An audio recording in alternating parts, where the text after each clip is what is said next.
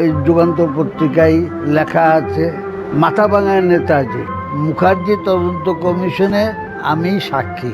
শোলমারি আশ্রমের সাধুই নেতাজি।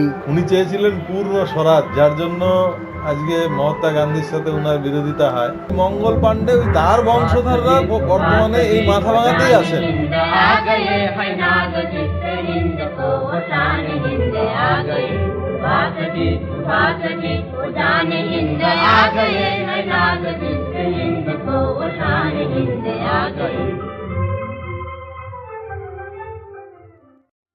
বন্ধুরা সুপ্রভাত, আমি আপনাদের হোস্ট দেব হরে। আপনারা দেখছেন আমার চ্যানেল আমি ভবঘুরে। আপনারা জানেন আমি ব্লগিং করি for the people, places, food and festival. তো এটা হচ্ছে মানুষ সম্পর্কিত, ইতিহাস সম্পর্কিত। আরেকবার এসছি আপনাদের কাছে মাথাভাঙার ইতিহাসের খোঁজে। আবার অনেক দিন পরে, প্রায় মাসাধিককাল ব্যবধানে আপনাদের সামনে হাজির হয়েছি মাথাভাঙার ইতিহাসের খোঁজে। মাথাভাঙার ইতিহাসের একটা রহস্যপূর্ণ একটা অধ্যায়, যেটার রহস্যের সমাধান এখনো হয়নি, আজ অবধি হয়নি, বা কোনোদিন হবে কিনা সেটাও জানা নেই। তো এরকমই একজন ব্যক্তিত্বের কাছে এসেছি, যিনি এই ইতিহাসের সাথে কিছুটা হলেও ওতপ্রোতভাবে জড়িত। তো তার এখানে এসেছি, তো তার সাথে পরিচয় করিয়ে দিচ্ছি। ইনি আর কেউ নন, ইনি আমাদের সকলের পরিচিত, সবার প্রিয়, সদা হাস্যময়, নামে পরিচিত। ইনি আমাদের সোমেশ দা বা সোমেশ ভদ্র, যাকে আমি দেখেছি ফুটবল খেলার মাঠে বাঁশি নিয়ে এই মাথার থেকে ওই মাথায় দৌড়তে, যাকে দেখেছি আমি সে নাট্যমঞ্চে, তার অসাধারণ রসবোধ, অভিনয় ক্ষমতা। তিনি সাংবাদিক হিসেবেও দীর্ঘদিন যুগান্তরে কাজ করেছেন। তো এর মাঝখানেই ওনার সৌভাগ্য হয়েছিল যে এরকম একটা ইতিহাসের সাথে ওনার যুক্ত থাকার। তো সেটা আর কিছু নয়, সেটা হচ্ছে আমাদের পরম শ্রদ্ধেয় নেতাজি। আর নতুন জেনারেশন জানবে না, 60-এর দশকে যারা ছিলেন, 60 বা 70-এর দশকে, তারা জানেন এক সময় খবরের কাগজে শিরোনাম হয়েছিল যে মাথাভাঙায় নেতাজি। ঠিক তাই। তো সেই যে রহস্যপূর্ণ যে সময় বা অধ্যায়, যেই বিষয়টা নিয়ে বলছি, তার সাথে ইনি ওতপ্রোতভাবে যুক্ত ছিলেন। তার মুখ থেকেই শুনবো সেই বিষয়টা। তার আগে প্রাককথন একটা না বললেই নয়, যেটা হচ্ছে আমরা অধিকাংশ লোকরাই জানি, মানুষরাই জানি, যারা নেতাজি সম্বন্ধে খোঁজ খবর রাখি। 1944 সনের পরে নেতাজি বেঁচে আছে কি নেই এই নিয়ে কোনো সন্দেহ লোকের ছিল না। 1944 সনে যেটা সরকারিভাবে প্রচার করা হয় যে তাইহুকু বিমান দুর্ঘটনায় নেতাজির দেহাবসান হয়। তো যাই হোক, সেটা একটা বিষয়। কিন্তু তার অনেক পরে, অর্থাৎ 1985 সনেও এমন কোনো ঘটনা ঘটেছে যেটা সরকারি নথিতে উল্লেখ আছে, যেখান থেকে পরিষ্কার প্রমাণিত যে সেই সময় অবধিও নেতাজি বেঁচে ছিলেন। তাহলে পরে এই বিষয়টাতেই বোঝা যাচ্ছে যে 60-এর দশকে যেই বিষয়টা নিয়ে রহস্য বা তর্ক, সেটা কতটুকু আজকের দিনে আলোচনা করাটা কতটুকু যুক্তিপূর্ণ, সেই তার প্রেক্ষিতেই এই তথ্যটুকু আমি বললাম। যাই হোক, আর কথা না বাড়িয়ে এবার মূল প্রসঙ্গে আসার চেষ্টা করছি। দেখতে থাকুন, সঙ্গে থাকুন, আমার সাথে থাকুন। এবার আমার যে অতিথি সোমেশ ভদ্র, সোমেশ দা, তার সাথে পরিচয় করিয়ে দিচ্ছি। তিনিই বলবেন এই রহস্যপূর্ণ অধ্যায় সম্বন্ধে তার কী অভিজ্ঞতা। নমস্কার। আমি প্রথমেই একটা কথা বলতে চাই যে যাকে নিয়ে এত বিভ্রাট, দেশ বিদেশের বিভিন্ন পত্রপত্রিকার সংবাদ চ্যানেলে যত খবর রটেছে উনি নেতাজি, সেই শারদানন্দজিকে আমি শারদানন্দজি এবং বাবা সম্বোধনেই শ্রদ্ধা করি, আজও করি, যতদিন বেঁচে থাকবো ততদিন করছি। আমার মতো সাধারণ অনেক হাজার হাজার মানুষ আছেন যারা শারদানন্দজিকে দেখে গেছেন শোলমারি আশ্রমে। ফালাকাটার থেকে একদম কাছেই শোলমারি, অথচ মাথাভাঙা এরিয়ায়, মাথাভাঙার থেকে অনেক দূরে, সেখানে শোলমারি আশ্রম তৈরি হয়। তারিখটা মনে নেই, তবে এখনও বোধহয় স্মৃতিচিহ্ন আছে। যাকে কেন্দ্র করে আশ্রম তৈরি হয়েছিল তার সাথে যোগাযোগ করার জন্যে আমি একটা সুযোগ পাই। সেই সুযোগ আর কিছুই নয়, দেশ বিভাগের পরে যে অবস্থা অনেকের হয়েছিল, আমারও তাই। বটতলায় রোজগারের কেন্দ্র ছিল, সেই বটতলা থেকে শোলমারি আশ্রমে কাজ করার জন্যে আমি নিয়োজিত হই। এইখানে কালীবাবু, রজত ভদ্র, দীনবন্ধু সেন তাদের সাহচর্যে শোলমারি আশ্রমের মামলা মকদ্দমার যত কিছু ব্যাপার ছিল সব কিছুর মধ্যে আমি জড়িত হয়ে যাই। তারপরে কোনো এক সময়ে আমি নিয়মিতভাবে মাসিক ভাতা হিসেবে টাকা পেতাম। একবার মনে পড়ে, প্রেস ট্রাস্ট অফ ইন্ডিয়ার জেনারেল ম্যানেজার শ্রী রামচন্দ্রন আর সুকোমল কান্তি ঘোষ, যুগান্তর পত্রিকার সম্পাদক, তিনি মাথাভাঙায় একটা মামলায়, শোলমারি আশ্রমের এই মামলায় তিনি এসেছিলেন। কিন্তু যেহেতু আমি যুগান্তর পত্রিকায় তখন লিখি, আমার উপরে দায়িত্ব ছিল যে সুকোমলবাবুর যেন কোনো অসুবিধা না হয়, সঙ্গে প্রেস ট্রাস্ট অফ ইন্ডিয়ার প্রতিনিধি রামচন্দ্রনের তারও যেন অসুবিধা না হয়, সেগুলো লক্ষ্য রাখার জন্যে। তখন জুডিশিয়াল আলাদা ছিল না, বিচার ব্যবস্থা সব এসডিও করতেন, সেকেন্ড অফিসার, থার্ড অফিসার পর্যন্ত থাকতেন। তো এসডিও অফিসে এসডিওকে বললো যে ঠিক আছে, তোমাকে কোনো চিন্তা করতে হবে না ভদ্র, আমি সব ব্যবস্থা করে দেব।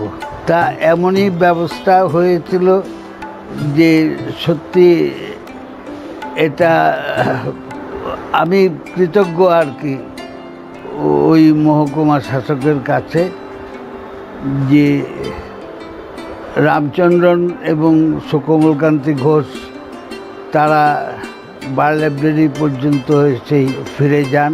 তাদের ওই একবারই আসতে হয়। সেই সময় যেটা, নিহারেন্দ্র দত্ত মজুমদার তিনি ছিলেন খুব সম্ভবত প্রথম মন্ত্রিসভার আইনমন্ত্রী পশ্চিমবাংলায়। নিহারেন্দ্র দত্ত মজুমদার ব্যারিস্টার, তিনি আইনমন্ত্রী ছিলেন, কিন্তু পেশাগত কারণে তারপরে তিনি শোলমারি আশ্রমে শারদানন্দজিকে বাবা সম্বোধনই করতেন এবং বাবা বলুন, বাবা যা বলেছেন এইভাবে উদ্ধৃতি দিয়ে তিনি কথা বলতেন। নিহারেন্দ্র দত্ত মজুমদারের বাড়িতেও আমি গেছি আশ্রমেরই কাজে।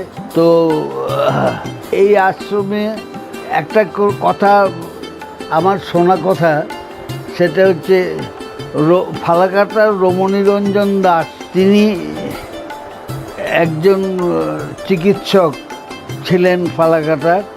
সেই চিকিৎসক রমণীবাবু তখন পেশেন্ট দেখতে বাইরে ছিলেন। সেই সময় একজন সন্ন্যাসী তার বাড়িতে এসে জিজ্ঞেস করেন, রমণী আছে? মেয়ে উত্তর দিল, না, বাবা তো বেরিয়ে গেছেন। তখন একটা চিরকুট লিখে দিলে, বলে যে এই চিরকুটটা উনি আসলে, রমণী আসলে এটা দিও। ওই রমণীবাবু বাড়িতে এসে পৌঁছতেই ওই চিরকুটটি হাতে পান এবং ওই যে বেরিয়ে যান, আর বাড়িতে ফেরা হয়নি ওনার। সবচেয়ে মারাত্মক ব্যাপার যেটা হচ্ছিল, তখনও আশ্রম গড়া হয়নি, কোনো কিছু নিয়মকানুন হয়নি, কিন্তু ওই শুরু হলো শোলমারি আশ্রম। দেশ বিদেশের বিভিন্ন পত্রপত্রিকায় শোলমারি আশ্রমের সাধুই নেতাজি এই প্রসঙ্গ চর্চা হচ্ছে। শুধু তাই না, দ্বিজেন বসু একবার এসেছিলেন, তখন কুচবিহার জেলায় বিমানবন্দরে প্যাসেঞ্জার যাতায়াত ছিল। সেই বিমানবন্দরে তিনি বললেন, রাঙা কাকাকে দেখে এলাম। সেইখানে হরিপদ মুখোপাধ্যায় যুগান্তর অমৃতবাজার পত্রিকার জেলার প্রতিনিধি, বৈদ্যনাথ চক্রবর্তী আনন্দবাজার হিন্দুস্তান স্ট্যান্ডার্ডের প্রতিনিধি। শুধু তাই না, বৈদ্যনাথদার আকাশবাণীরও প্রতিনিধিত্ব করছেন। সেই সময় ওই টুকরো সাংবাদিক বৈঠকে আমিও ছিলাম। এই গেল গড়ার কাজ, আশ্রমের। তারপরে যা হলো, এই যুগান্তর পত্রিকায় লেখা আছে, মাথাভাঙার নেতাজি। তিনি দাবি করেছেন উত্তম চাঁদ মালহোত্রা, যার বাড়িতে নেতাজি থাকতেন ভারত থেকে বাইরে চলে যাওয়ার পূর্ব মুহূর্তে। সেই সময় নেতাজির একটু কাশি হয়েছিল, উনি কাশতেন, তখন বাইরের লোক নিয়োগ করা ছিল, সঙ্গে সঙ্গে কাশতে হতো, কারণ সব কিছু ইংরেজিদের পুলিশের ধুলো দেওয়ার ব্যাপারটা। তো যাই হোক, উত্তমচাঁদ মালহোত্রার বাড়ির থেকে নেতাজি আত্মগোপন করলেন। 3 দিন পর প্রকাশ পেল এই ঘটনা। ফলে হলো কি, উত্তমচাঁদ মালহোত্রার বাড়ি ঘর সব লণ্ডভণ্ড করে দেওয়া হলো। ব্রিটিশ পুলিশ সব তছনছ করে দিল। ওনার ঘড়ির ব্যবসা সব লুট হয়ে গেল। সেই উত্তমচাঁদ মালহোত্রা শোলমারিতে আসলেন। তিনি এসে মাথাভাঙায় তিনি আসলেন কোর্টে। এই মাথাভাঙায় চৌমাথায় একটি তৃপ্তি হোটেল বলে নারায়ণপালের হোটেল ছিল, তখন দোতলা হয়নি। সেই নারায়ণপালের হোটেলে খেলেন। খাওয়া দাওয়ার পরে উনি নারায়ণবাবুকে জিজ্ঞেস করলেন যে, হোটেলের মালিক কি আপনি? তো নারায়ণবাবু বললেন যে হ্যাঁ আমি। তো বললেন যে আপনি আমাকে কি চিনতে পারছেন? নারায়ণবাবুর পরিষ্কার স্বীকারোক্তি যে না, আমি চিনতে পারছি না। বলল, আমি উত্তমচাঁদ মালহোত্রা। নেতাজির শেষবার ভারত থেকে চলে যাওয়ার সময় আমার বাড়ির থেকেই গেছিলেন। হিন্দিতে কথোপকথন। এইবার মুহূর্তের মধ্যে মনা গুহ, প্রিয়নাথ পাল, বাজারের এইসব লোকজন জড়ো হয়ে গেল। ক্লাবে একটা সভা হবে। সেই সভায় ঘোষণা হলো মাথাভাঙায় নেতাজি। সেটারই আমি খবর করেছিলাম। তো আশ্রমের সাথে যোগাযোগ, সত্যি কথা বলতে কি, নেতাজি এই প্রচার শুরু করেন একমাত্র হরিপদ বোস। উনি পিএসপি বোধহয় রাজনৈতিক পরিচয় ছিল, চা বাগানের অনেক সংগঠন ছিল। সেই হরিপদ বোস, তিনি আশ্রমের মেম্বার ছিলেন। উনি একদিন বাইরে বেরিয়ে বললেন, আশ্রমের সাধুজি নেতাজি, শারদানন্দজি নেতাজি। আমি তার পিঠে চিহ্ন দেখেছি, অপারেশনের একটা চিহ্ন। তা এই অবস্থায় চললো। সেখান থেকে আশ্রমের জ্ঞানবাবু আসাম, শিলচর বা কলকাতা বহু, আমি ব্যক্তিগতভাবে জীবনের নিরাপত্তার কথা না ভেবেই ওই চা বাগানের ভিতর দিয়ে অনেক সময় অনেক কাগজপত্র নিয়ে, অন্ধকার, তখন চিতাবাঘের উপদ্রব ছিল, এই অবস্থায়ও আমি যাতায়াত করি। তো তখন একদিন বলছিলেন শারদানন্দজি যে সোমেশকে বলো ও জীবনের নিরাপত্তাটা আগে বুঝবে, তারপরে কাজ করবে। এই কিন্তু সমস্যা হলো, হাজার হাজার লোক তখন চারদিকে থেকে আসছে। একদিকে সেনাবাহিনীর লোকজন, তাদের যাতায়াত ফালাকাটায় আসছে। এই পরিস্থিতিতে ফালাকাটার চর্চা মানুষের মুখে মুখে হলো। এইখানে একটা কথা হচ্ছে যে মেজর সত্যগুপ্ত তিনি একবার আশ্রমে এলেন। মেজর গুপ্ত আশ্রমে আসেন এবং আশ্রমের ঘরগুলো ছনের ঘর, একটা ঘরে দুটো ভাগ, এক ভাগে মেজর গুপ্ত থাকেন, আরেক ভাগে আমার ঘর, আমি থাকি। তো মেজর গুপ্ত আমাকে অনেক সময় ভোরবেলার দিকে বলতেন, ভদ্র চলো কাঞ্চনজঙ্ঘা দেখি। ওই নদীর পাড়ি কাঞ্চনজঙ্ঘা দেখতে খুব সুন্দর লাগে, দেখতে গেছি। সেই মেজর গুপ্ত আরও আছেন, বিশ্বজিৎ দত্ত, ক্যাপ্টেন, তারা অনেকে এসছেন। এইবার মেজর গুপ্ত যে ঘটনা করলেন সেটাই হচ্ছে ইতিহাস। মেজর গুপ্ত সুন্দর ছিলেন, কোনো রকম অশান্তি ছিল না। বাস তারপরে হঠাৎ একদিন উনি বায়না তুললেন, বাবার দর্শন চাই। তারপর দর্শন হয় না, আমরণ অনশন শুরু করলেন। তখন ওই সাধুজি, সেদিন আমার সৌভাগ্য আমি ছিলাম ওইখানে, সাধুজি বেরিয়ে আসলেন, মেজর গুপ্তকে দূর থেকে দেখেই চিৎকার করে কাঁদছেন আর বলছেন, এই তো আপনি, আপনাকে আমি দিল্লি নিয়ে যাব। এখনো শরীর শিউরে ওঠে এই সব কথাগুলো যখন বলছি আর কি। আপনাকে আমি দিল্লি নিয়ে যাব। ওই মেজর গুপ্তকে উদ্দেশ্য করে স্বামীজির বক্তব্য, বাদরাম হচ্ছে ঠিক এই ভাষাই, বাদরাম হচ্ছে এখানে বসে বসে, আর কোনো কাজ নেই। ওই তখন কে আছো সবাই ওকে চ্যাংদোলা করে আশ্রমের বাইরে নিয়ে যাও, মিলিটারি কায়দায় যথা সম্মান প্রদর্শন করেই মেজর গুপ্তকে কাঁধে করে নিয়ে গেলেন বাইরে এরিয়ার মধ্যে, মানে একটা ছোট্ট মালি, এটা ছিল মাথাভাঙা, এটা ফালাকাটা। ওই ফালাকাটায় পার করে ফালাকাটা এরিয়ায় ঢুকিয়ে দিলেন। তারপর মেজর গুপ্ত পরের দিন ফালাকাটায় বিশাল মিটিং করলেন, হরিপদ বোস তার মধ্যে জড়িত। অনেক তখন দৈনিককার কাগজ, খবরের কাগজ সব কিছু, আগে শোলমারির খবর কি, শোলমারি আশ্রম যে উদ্দেশ্যে এখানে গড়েছিল, আমার মনে হয় মহৎ উদ্দেশ্য ছিল। স্বামীজি যখন জপ তপে বসতেন তখন ওই প্রার্থনা সভায় আর কি,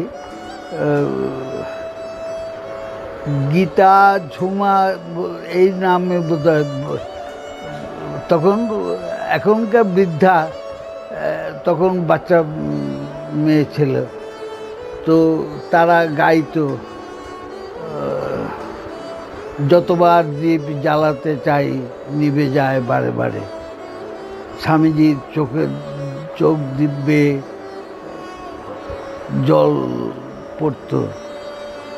এই সব দৃশ্য দেখে আমার মনে হয়েছিল যে যাই হোক, আমি বোধহয় সঠিক জায়গায় আছি।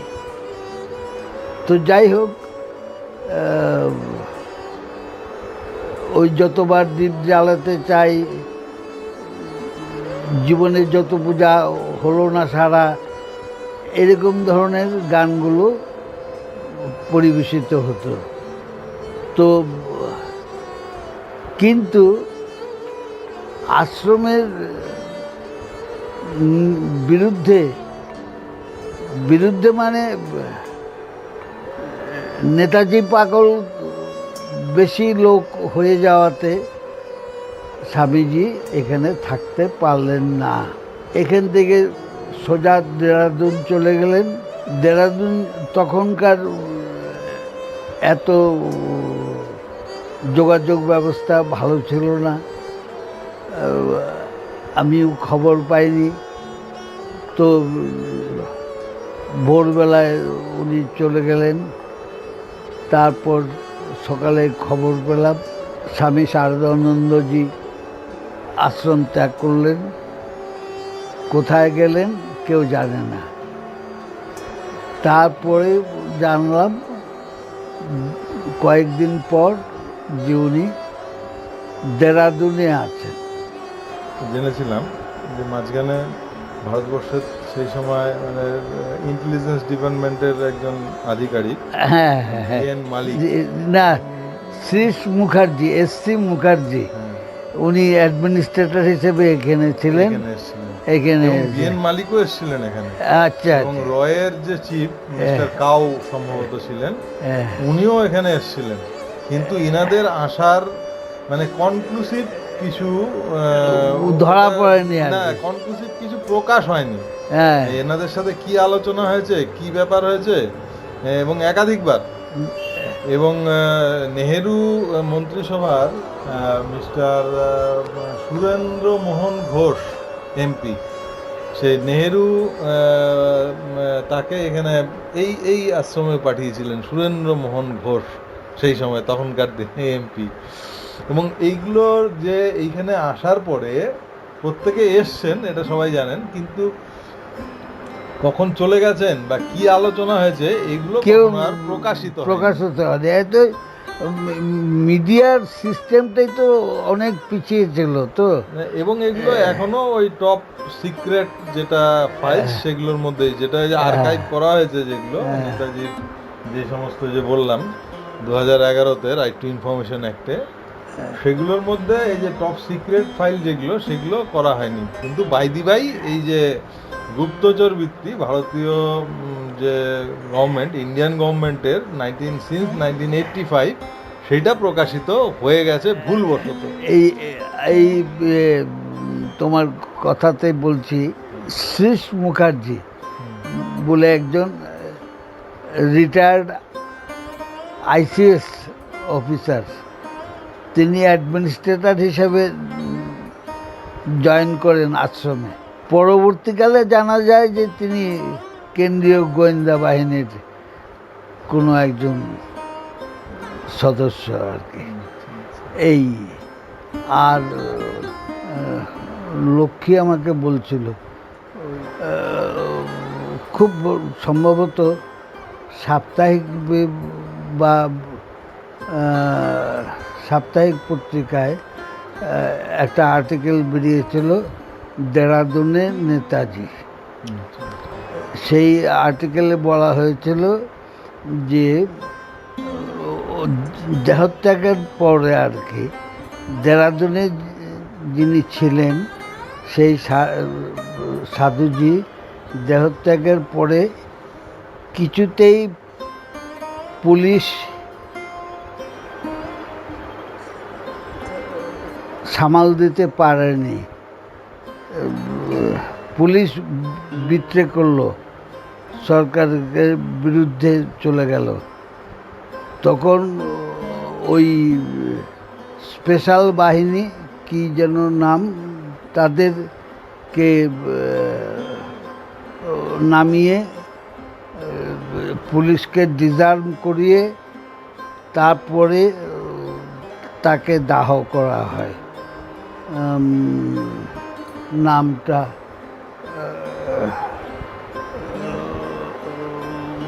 বিখ্যাত কোনো একজন নেতাজি প্রেমী, তিনি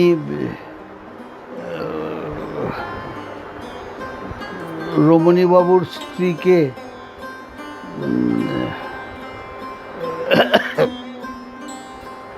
ফোন করেছিলেন এবং আপনি এখন এখানে চলে আসুন, মানে যা বাংলা ভাষায় আর কি বলা যায় যে আপনি চলে আসুন, আপনি দাদাকে বলে বাবার পরিচয়টা দিন, সবাই জানুক, ভারতবর্ষের সবাই জানুক। এই আজ আরেকটা কথা হচ্ছে, খুব সম্ভবত কুচবিহার জেলায় আমি একমাত্র মুখার্জি তদন্ত কমিশনের নেতাজি বিষয়ে, মুখার্জি তদন্ত কমিশনে আমি সাক্ষী। আপনি সাক্ষী দিয়েছেন? হ্যাঁ, বহু। ওই আমি একটা ছোট্ট জীবনপঞ্জি তৈরি করছি, ও তাতে আছে আর কি, ওই চ্যাপ্টারটা থাকবে আর কি। এই মুখার্জি তদন্ত কমিশনের কবে কোন সাক্ষীর ভোট হতো না, এটাও তো একটা বড় ঐতিহাসিক ব্যাপার আর কি। হ্যাঁ। মুখার্জি তো মানে নেতাজির অন্তর্ধান নিয়ে 3টে কমিশন হয়েছে। হ্যাঁ। প্রথম তো হয় শাহনাজ কমিশন 1956, তারপরে সম্ভবত খোসলা কমিশন, হ্যাঁ, এবং সর্বশেষ হয়েছে মুখার্জি তদন্ত কমিশন। তদন্ত কমিশন। এবং সমস্ত কিছুই যেন মানে এখনো পুরোপুরি ধোঁয়াশা, রহস্যে মোড়া। তো যাই হোক, রহস্যের জায়গায় থাকবে, আমরা আমাদের জায়গায় থাকবো। আমরা যারা তার কর্ম, তার যে বাণী, তাতে আমরা অনুপ্রাণিত, সেই মহান নেতা, তার কর্ম, সেটা যদি আমরা ফলো করি, আজকে ভারতবর্ষের বিভিন্ন ধরনের আজকে সমস্যা, উনি হয়তো সেরকম ভারতবর্ষের স্বাধীনতা চায়নি। না না, উনি চেয়েছিলেন ভারতবর্ষের স্বাধীনতা ধর্ম, বর্ণ, জাতপাত, বিভেদ যেন সেখানে না থাকে, সেখানে যেন ধনী গরিবের কোনো রকম বিভেদ না থাকে, এরকম স্বাধীনতাই উনি চেয়েছিলেন। উনি চেয়েছিলেন পূর্ণ স্বরাজ, যার জন্য আজকে মহাত্মা গান্ধীর সাথে ওনার বিরোধিতা হয়। মহাত্মা গান্ধীর সাথে মূল বিরোধিতার জায়গাটাই ওটা। উনি চেয়েছিলেন মূল স্বরাজ, মহাত্মা গান্ধী চেয়েছিলেন ডোমিনিয়ন স্টেট। ডোমিনিয়ন স্টেট মানে যেখানে ব্রিটিশের কিছু অধিকার থাকবে, ভারতীয়রা কিছু অধিকার সেখানে পাবে। এবং ভারতবর্ষ স্বাধীন সেইভাবেই হয়েছিল। 1947-এর 15 আগস্ট যখন ভারতবর্ষ স্বাধীন হয়, তারপরেও দীর্ঘদিন ভারতবর্ষের যে প্রধান জর্জ, 5th জর্জ, তিনি মানে আজকে যেমন আমাদের রাষ্ট্রপতি, ভারতবর্ষের হচ্ছে প্রধান, প্রশাসনিক প্রধান। হ্যাঁ, ভারতবর্ষ স্বাধীন হওয়ার পরেও দীর্ঘদিন সেই 5ম জর্জ ভারতবর্ষের প্রশাসনিক প্রধান হিসেবে ছিলেন। ভারতবর্ষের সামরিক বাহিনীর প্রধান ছিলেন ব্রিটিশরা। ভারতের সেনাবাহিনী, বিমান বাহিনীর প্রধান হিসেবে ব্রিটিশরা ছিলেন দীর্ঘদিন। ভারতবর্ষের প্রথম বিমান বাহিনী, যেটা তার প্রধান হন হচ্ছে সুব্রত মুখার্জি, সুব্রত মুখার্জি, সেটা 1955 বা 56-এ হবে। এতদিন অবধি ব্রিটিশারদের তো চুষে নিল আর কি। হ্যাঁ, ওদের যতটুকু গুছিয়ে নেওয়ার, যেখানে যেখানে ছড়িয়ে ছিটিয়ে ছিল, সেগুলো সমস্ত কিছু তারা নিয়ে গেছে, নিংড়ে করে ছিবড়ে করে দিয়ে গেছে একবারে। এইখানেই বিরোধিতা ছিল যে এই আমি টিভিতে বোধহয় কি ভদ্রলোক একটা নিয়মিত প্রোগ্রাম হতো, আমরা খুব দেখতাম। হ্যাঁ, ও হ্যাঁ হ্যাঁ, এটা খাস খবরে ওই যে কৃষ্ণকিশোর মুখার্জি, হ্যাঁ, ওই উনার শেষ পর্যন্ত কি হলো আর জানতে পারলাম না, ওনার প্রোগ্রামটা বন্ধ হয়ে গেল। তবে যাই হোক,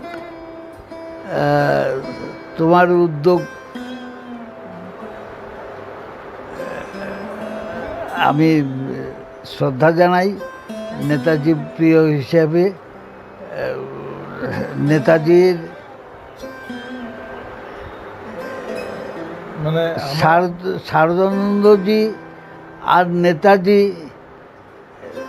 কোনোদিন তফাৎ করিনি। একে এ ভালো না ও ভালো, এইসব মাথায় আসেনি কোনোদিন। এই আর কি।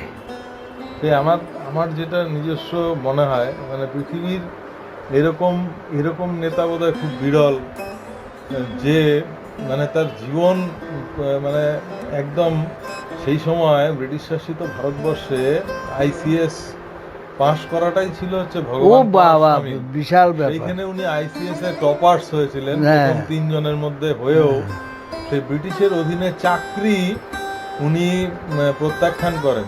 মানে আইসিএস এ তাহলে উনি পাশ কেন করলেন? যে ব্রিটিশার্সদের বোঝানোর জন্য যে আমরাও তোমাদের থেকে কোনো অংশে কম নই, আমরা সমকক্ষ। সেই দিনই ব্রিটিশ বুঝেছিল তাদের ভিত কিন্তু নড়েছে, ভিত নড়েছে। এর মাধ্যমেই আমাদের হয়তো এর শক্তির কাছে আমাদের মাথা নত করতে হবে, এবং সেটাই হয়েছিল। ভারতবর্ষে 1957 সনে ভারতবর্ষ পরাধীন হয় পলাশির যুদ্ধে, এবং না 1757 সনে পলাশির যুদ্ধে ভারতবর্ষ পরাধীন হয় ব্রিটিশার্সদের কাছে, ইস্ট ইন্ডিয়া কোম্পানির কাছে। তারপরে 100 বছর পরে অর্থাৎ 1857 সনে সিপাহী বিদ্রোহ হয়, যেটা প্রথম সংগঠিত বিদ্রোহ ব্রিটিশার্সদের বিরুদ্ধে। সেখানকার যে নায়ক ছিলেন তিনি হলেন মঙ্গল পাণ্ডে। তো যাই হোক, সেই বিষয় নিয়ে আরেকদিন আলোচনা করব, সেই মঙ্গল পাণ্ডে ইতিহাসের বিষয়। এবং তিনি তার বংশধররা বর্তমানে এই মাথাভাঙাতেই আছেন, সেটা আরেকদিন এপিসোড হবে। যাই হোক, তাই নাকি? হ্যাঁ, মাথাভাঙাতে তারা এখনো পুরো বংশের একটা বিরাট অংশ মাথাভাঙাতে তারা জীবিত। যাই হোক, সেই যে আন্দোলন, সংগঠিত আন্দোলনও ব্যর্থ হয়, সেটা পুরোপুরি হয়নি। তারপরে তারও দীর্ঘদিন পরে 1857 সনের কথা বললাম, তারপরে নেতাজির যে আন্দোলন প্রায় 70-75 বছর পর থেকে এই নেতাজির আন্দোলন সংগঠিত করে, এবং এই আন্দোলন সর্বাত্মক আন্দোলন ছিল, সবচেয়ে বৃহৎ আন্দোলন ছিল, যেটা পৃথিবীর সমস্ত সেই সময়ের যে সবচেয়ে বড় যেটা শক্তি, যেগুলো শক্তিধর রাষ্ট্র, সবাইকে সে তার সহমতে নিয়ে আসেন।